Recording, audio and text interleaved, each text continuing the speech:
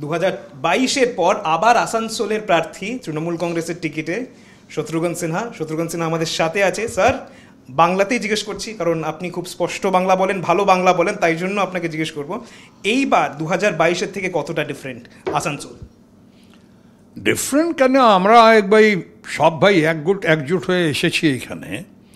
আর মমতাজির নেতৃত্ব, মমতাজি আজকে হচ্ছেন most popular, most powerful, most important and most prominent Mamta, Honorable Chief Minister of Bengal. She is in focus and she is the best.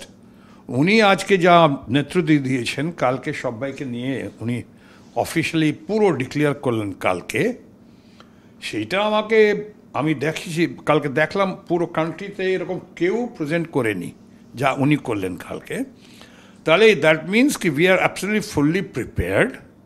উনি করে বলে দিয়েছেন সব ভাইকে বলেছেন, সব ভাই ফুললি প্রিপেয়ার্ড আছি। এইবার যেরকম আমার ফান্ডগুলো উনি ব্লক করেছেন, সেন্ট্রাল ব্লক করেছে আমাদের ফান্ড, আর যেরকম উনি করছেন সমাজকে নিয়ে, পুরো বাঙ্গালকে নিয়ে, পুরো সব ভাইকে নিয়ে যেরকম চলছেন, তো এইবার তো ফাইট হয়ে গেছে লোকশাহী ভার্সেস তানাশাহী যা উনি করেছেন ও against fight, and Mamta ji is quite capable. Besides, she is very respectable, acceptable and able. সেই জন্য বলছি কি this time the most important. Otherwise কোনো ফাইট হোক, ইলেকশন ইজ অ্যান ইলেকশন। ওরা আমরা কখনোই করি না কি নেই টেক ইট লাইটলি, কেন লাইটলি ভাই? কিন্তু এইবার 2024 আমরা সব ভাই এক্সপেক্ট করছি কি Mamataji would come out as the game changer. উনি সব ভাই চান কি মমতাজি আসবেন, আর উনি আমাদের লিডারশিপ, এই আমার সৌভাগ্য পুরো আমার নাম তো উনি আগেই অ্যানাউন্স করে দিয়েছিলেন, পুরো না বাংলাতে কিন্তু পুরো কান্ট্রিতে আমার নাম 2 ফেব্রুয়ারি এখানে আমরা এসেছিলাম, আমরা ছিলাম এখানে, আন্দোলন ছিল আগেন্স্ট দ্য, আমার ডিমান্ড ছিল আমারা সাড্ডা হাক এতে রাখ, আমার ফান্ড দাও আমাকে, ওই জন্য আমরা এসেছিলাম।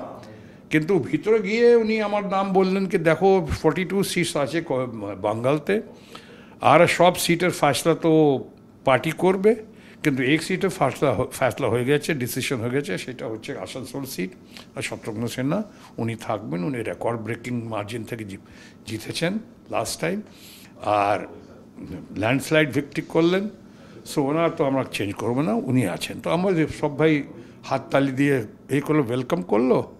তারপরে আমরা সব সঙ্গে আছি, আর কালকে অদ্ভুত fantastic, and we are looking for this election.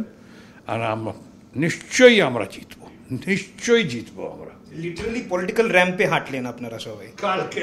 আমি তো বেশি হাঁটিনি, কাল তো একটু পিছিয়ে ছিল। আমার সঙ্গে কীর্তি আজাদ ছিল, কীর্তি আজাদ ভালো ছেলে, ও ভালো ছেলে, ভালো লোক, 3বার এমপি। ওর ফাদার ছিলেন এখানে বিহারের মুখ্য chief minister, late and great Bhagwat আজাদজি।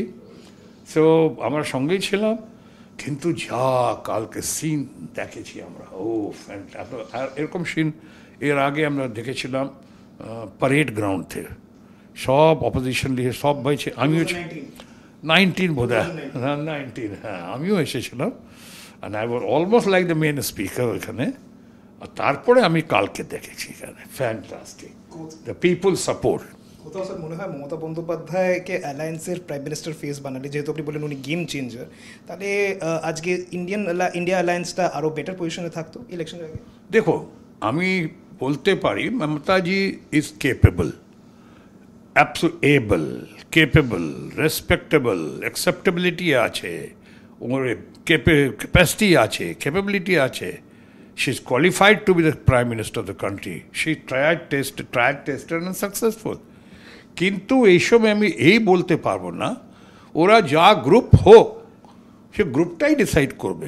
কিন্তু ডেফিনেটলি আমি বলেছি উনি only female Prime Minister, Chief Minister of the country, and এত বড় লিডার কোনো মহিলা নয় পুরো কান্ট্রিতে।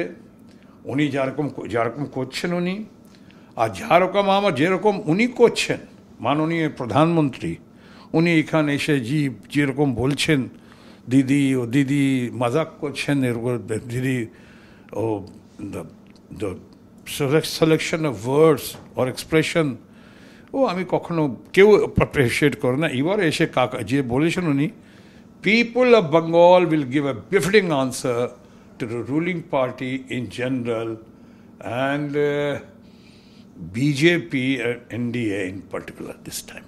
জানি আপনার তারা আছে, আপনি ফ্লাইট ধরবেন, কিন্তু তাও আমার দুটো ছোট প্রশ্ন। প্রথম প্রশ্ন হচ্ছে যে 2022-এ যখন আপনি ইলেকশন লড়েছিলেন তখনও একটা যে আপনি বাইরের, বিজেপির তরফ থেকে বলা হয়েছিল বা এক অংশের লোক বলেছিল যে আপনি বাইরের ক্যান্ডিডেট, আর মমতা বন্দ্যোপাধ্যায় 2021-এ বলেছিল এই বহিরাগত এই ইস্যুটা ছিল। এইটা আবার সামনে এসছে যে আপনি ইউসুফ পাঠান, কীর্তি আজাদ, এরা বাংলার না, এরা বাইরের। এইটা হচ্ছে প্রথম প্রশ্ন, যে এইটাকে আপনি কি করে দেখেন। আর দ্বিতীয়ত হচ্ছে যখন আপনার নাম অফিসিয়ালি অ্যানাউন্স হওয়ার আগেও পাবন সিং বিজেপির পক্ষ থেকে ওনার নামও অফিসিয়ালি অ্যানাউন্স হয়েছিল, তখন এক মহলের লোকজন আর তৃণমূলও বলেছিল, যে তৃণমূলও ভিডিও টুইট করেছিল ওনার পুরনো গান বা ওনার পুরনো ভিজুয়ালস, যেখানে দাবি করা হয়েছিল যে সেটা কোথাও অশ্লীল, মহিলাদেরকে ডেরোগেটরিভাবে করা হয়।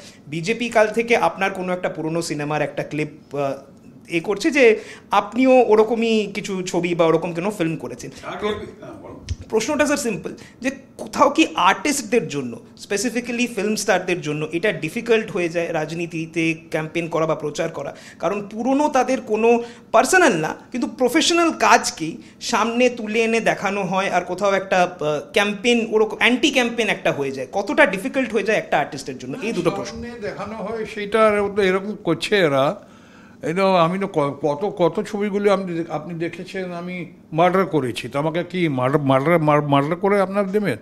আমি কি মার্ডার নাকি? আরে ছবিতে আগে 40 সাল আগে, 30 সাল আগে, 25 ইয়ার্স ব্যাক যা করেছি, আর কেউ স্পেশালি করছে না। এর আইডিয়াটাই ফ্লপ হয়ে গেছে আমার আইডিয়াটা। এর ট্রোল আর্মি, আমার বন্ধুরা আছে বিজেপিতে অনেক, ওরা ট্রোল আর্মিতে বসে কন্ট্রোল করে ও এরকম করেছে আমার জন্যে। This is no issue at all. কত ছবিতে আমি, দিলীপ কুমার, সৌমিত্র চ্যাটার্জি, এরা যা আছেন, আমার মোস্ট ফেভারিট মাধবী মুখার্জি, সুচিত্রা সেন, এরা মাই মোস্ট ফেভারিট। কত ছবিতে অনেক কাজ করেছেন এরা, যে আজকে ইউ ক্যান উল্টো মিনিং, কিন্তু ও তো ছবিতে ছিল। তো হ্যাঁ, যদি আমি এরকম কোনো শ্লীল, কোনো এরকম ওয়ার্ডস বলি, কোনো এরকম ভালগারিটি করি, তাহলে আপনি বলতে পারেন কি আপনার নাম আছে, আপনি বড় আছেন, আপনার সবকে জানে, চেনে, রেসপেক্ট করে, আপনি বলতে পারেন না নেই বলেঙ্গে, আমি সেটা বলব না। কিন্তু ওই সময় তো কখন হয়নি। উনি যা সঙ্গের কথা বলছেন আপনি, দ্যাটস আলাদা issue, but as far that could be, may not be, but আমাকে লাগছে ওসব সেকেন্ড থট দিয়েছে ওরা। পবনজি উনি এইখানে এসেছিলেন, নাম ওনার অ্যানাউন্স হয়েছিল, উইথড্র করে। Firstly my reaction was that I don't know anything about Pawan Singh. Asansol কেন উইথড্র করলেন আমি জানি, আসানসোল পবন সিংকে আমি শুধু জানি অ্যাজ মাচ কি, আমি বেশি জানি না, বাট আই নো উনি একটা ভালো আর্টিস্ট, গুড সিঙ্গার। আর আমি তো সেটাও জানি না উনি বিহার থেকে আছেন না ইউপি থেকে আছেন, গাজীপুর থেকে আছেন না বারাণসী থেকে আছেন কি বাক্সার থেকে আছেন, আমি জানি না। কিন্তু আমি ওনার জন্যে কোনো এই নেগেটিভ কমেন্ট আমি ওর আগে শুনিনি।